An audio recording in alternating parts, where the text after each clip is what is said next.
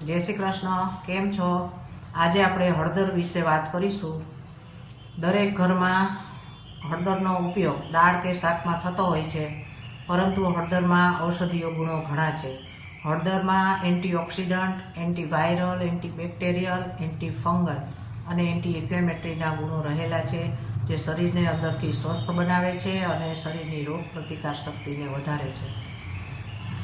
ગરમ પાણીમાં હળદર મેળવીને લેવાથી વાત, પિત્ત અને કફ એ ત્રણેય દોષોનો નાશ થાય છે અને ઇન્ફેક્શનનો ખતરો દૂર થાય છે. ગળા કે સ્કિન કે કોઈ પણ ઇન્ફેક્શનથી એ શરીરનું રક્ષણ કરે છે. ગરમ પાણીમાં હળદર મેળવીને લેવાથી એ લોહીને સાફ કરવામાં અસરકારક સાબિત થયું છે અને લોહીની અશુદ્ધિઓને દૂર કરે છે. ગરમ પાણી કે ગરમ દૂધમાં હળદર મેળવીને લેવાથી એ લીવરને સાફ કરે છે, શરીરને ડિટોક્સ કરે છે અને ઝેરી પદાર્થોને બહાર ફેંકે છે. ગરમ પાણીમાં હળદર મેળવીને લેવાથી એ વજન ઉતરે છે અને આંતરડાના મળને ઉખેડી અને અપચાનો નાશ કરે છે, પાચન તંત્રને મજબૂત કરે છે અને શરીરનું સ્વાસ્થ્ય સારું રાખે છે.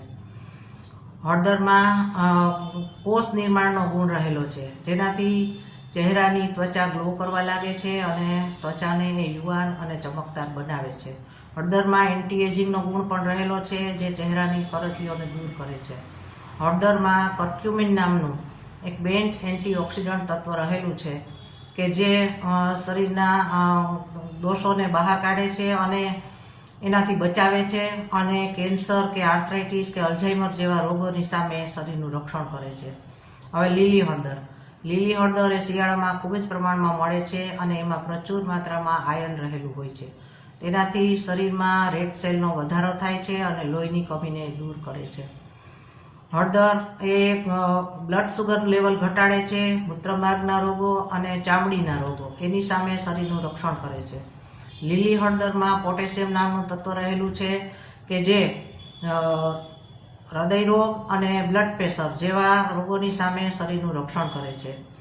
હળદરનું સેવન કરવાથી સાંધાના દુખાવા, મચકોડના દુખાવા, હોર્મોન્સ, સોજા કે થાઇરોઇડ કોઈ પણ સમસ્યાઓથી એ રાહત આપે છે અને મોસમી શરદી અને ફ્લૂ એને દૂર રાખે છે.